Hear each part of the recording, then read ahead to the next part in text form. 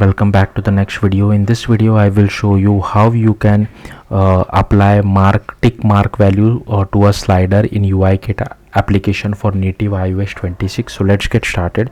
So first I have created a native iOS application using UIKit with Xcode 26, and I'll quickly show you guys. Okay, so our output is still not ready, so I'll just import UIKit. Here I have created one slider, and here is for the UI label to display whatever is the value inside the slider.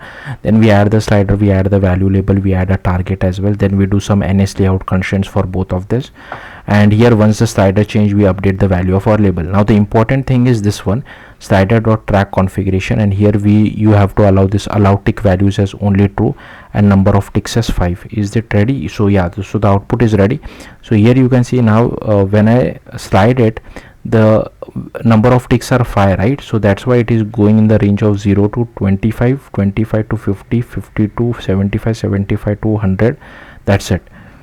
Hopefully you got the point. Now there is another thing as well which I want to show you how you can so only tick values is 2, neutral value 0.2, and number of ticks is 5. So this feels a little bit weird. I'm not sure if this will be helpful for most of you, but let me just show you guys the output. Maybe some of you might find it helpful.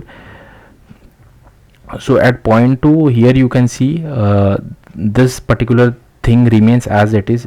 Even if I move the slider anywhere, here you can see it still remains as it is. So if I move it forward as well, it remains at, because at 0.2 value it remains, I mean 20, 0.2 means 20, so right, so that's why it remains at that particular point.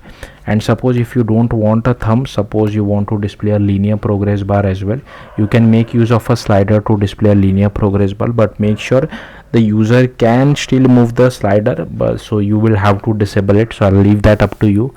But here you can see there is no thumb, but I can still move it. So hopefully you got the point. Yeah, that's it. Thank you for watching. Bye. So I just uncomment this one.